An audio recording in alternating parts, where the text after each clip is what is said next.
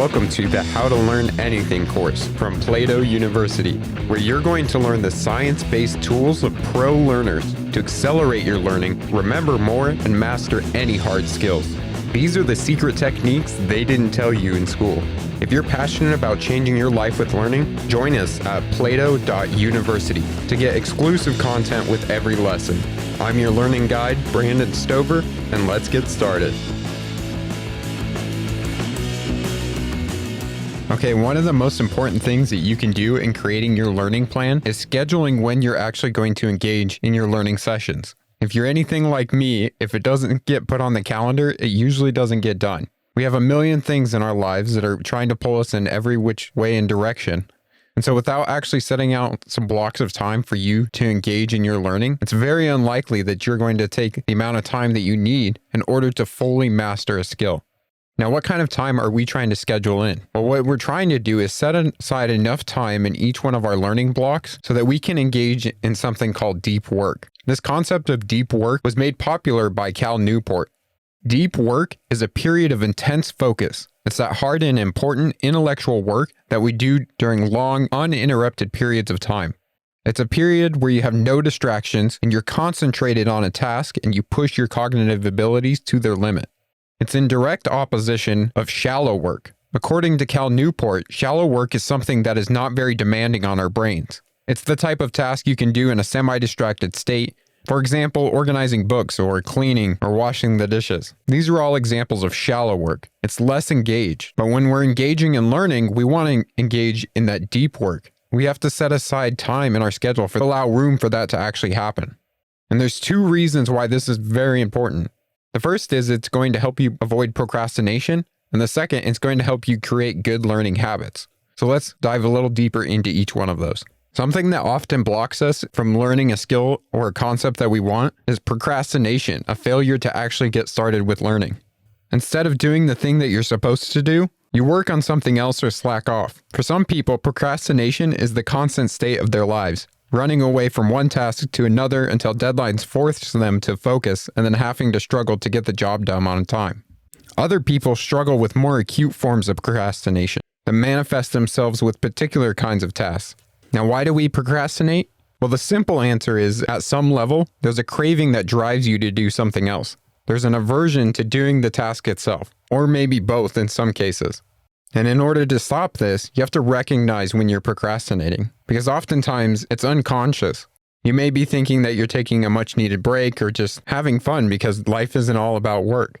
The problem isn't necessarily those beliefs. The problem is when they're used to cover up the actual behavior. And you don't want to do the thing you need to do, either because you are directly averse to doing it or because there's something else that you want to do more. So being able to recognize this is the first step to avoiding it.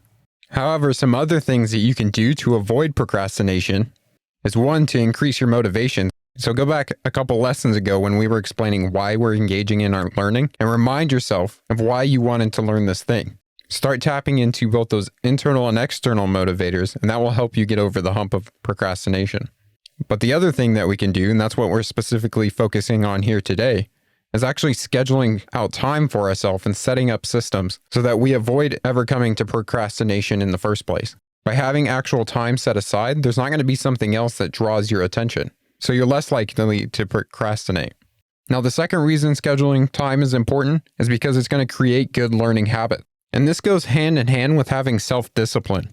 Self-discipline is simply the ability to control yourself so that you can fight off temptations and in-the-moment distractions to reach your long-term goals. When you need to learn something for an important exam or solving a problem in your life, but you're tempted by family and friends to spend more time with them instead, self-discipline is what's going to help bring you back to the learning task at hand. And studies have actually shown that people who exhibit self-discipline are happier, healthier, wealthier, get in less trouble, and perform better on the tests of what they're learning. The sad truth is that self-discipline is a limited resource. There's no quick and easy way to increase it either, but we can set up some systems for ourselves to make it a lot easier. It turns out that a good way to become more disciplined is to take measures that reduce the need for self-discipline in the first place. It's a little like getting a vaccination to prevent disease instead of treating the disease. In other words, the key to self-discipline is to find ways to achieve your goals without relying on self-discipline. And we can do this in a few different ways. First, we can make it as easy as possible to make the right choices. So by scheduling our time, we're not going to have something else that says, hey, you actually should be doing this instead of learning. Setting aside time makes it an easy choice to engage in learning during that specific time we set aside. Additionally, when we go into setting up the optimal learning environment in the next lesson, you can remove distractions that would start to pull you away from your learning, as well as building effective habits where you engage in the same type of boot up sequence or something else when you go to do a learning session. Now let's talk about how you should actually go about scheduling your time. From the research that Andrew Huberman from Stanford has uncovered about learning, there's solid evidence to show that 90 minutes is about the longest period we can expect to maintain intense focus and effort toward learning. So for about 90 minutes, we can engage in these deep work sessions. Of course, doing shorter amounts of time are fine, but after about 90 minutes, you're going to need to take a break, which we'll cover here in just a moment. And when you're doing these learning bouts, you want to space them 2 or 3 or more hours apart. And most people can't do more than 270 minutes of intense learning per day. So knowing this, we can start to formulate a schedule for ourselves in any given day of how we want to lay out our learning. We have these 90-minute blocks that we can place throughout our day. And remembering to put some time in between, 2 to 3 hours between each one of these 90-minute blocks. So for example, you might have a 90-minute block in the morning and then a 90-minute block in the afternoon where you're focused deeply in your learning. And as the research suggests, going beyond 3 blocks or 270 minutes, the effectiveness of your learning is going to decrease. So if you wanted to maximize the amount of time that you were learning in a single day, well, then you might schedule 3 90-minute blocks, all separated by 2 or 3 hours. So in our example, we might have a 90-minute block in the morning, a 90-minute block in the afternoon, and then a 90-minute block in the evening.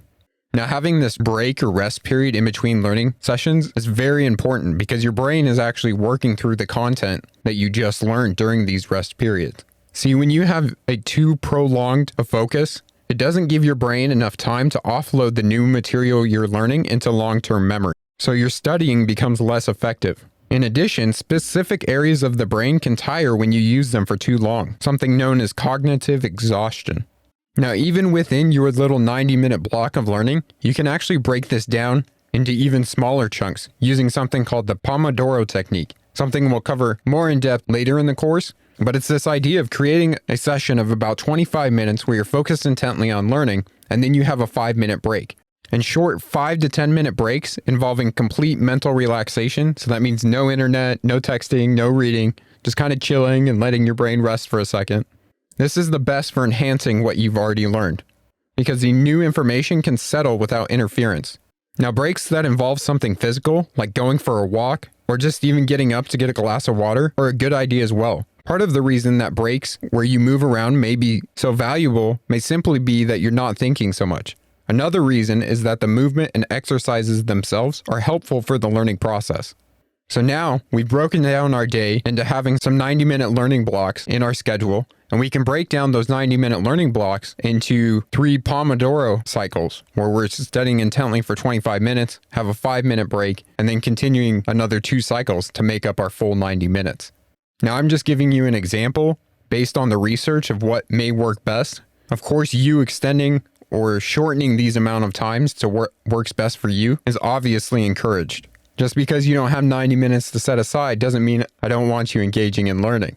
If you only have 25 minutes, then you still want to use these concepts to understand you should have a focused amount of time that you're learning and then a short break to allow you to have a moment of rest. Now, interestingly enough, we could even break this down a little further if we want to get super detailed about this by inserting micro rests at random intervals. Now, this is a really non-obvious way to increase repetitions and learn faster. Some studies in humans have shown that when we are trying to learn something, if we pause every so often for 10 seconds and do nothing during the pause, neurons in the hippocampus and the cortex, areas involved with learning and memory, engage the same patterns of neural activity that occurred during the actual activity of reading, musical practice, skill training, or anything else that you're learning. Except this happens 10 times faster, meaning you get 10 times the neural repetitions completed during the pause.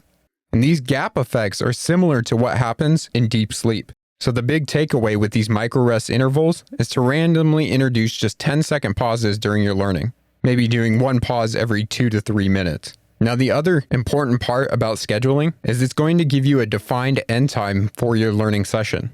And this is really important for your motivation during your learning. Because if you start your day with learning and you say you have to learn for the next 6 to 8 hours, or not even having any type of endpoint in mind, you're going to be very discouraged and unmotivated to actually want to engage in that. That's quite a slog to get through. However, if you tell yourself you're only going to be learning for the next 90 minutes, there's an endpoint and you're going to move on to something else, it allows for some more ease and ability and motivation to take you through those 90 minutes. So think about the skill or subject that you want to learn and the time that you have available in your daily life, in your weekly schedule, and figure out where you can start putting in some learning sessions. How much time are you willing to commit each day for learning? When are you going to block time to learn? This will help you to identify what your day-to-day in your learning cycle looks like. However, you also want to think about this on the macro scale. What is the length of time for your entire learning plan?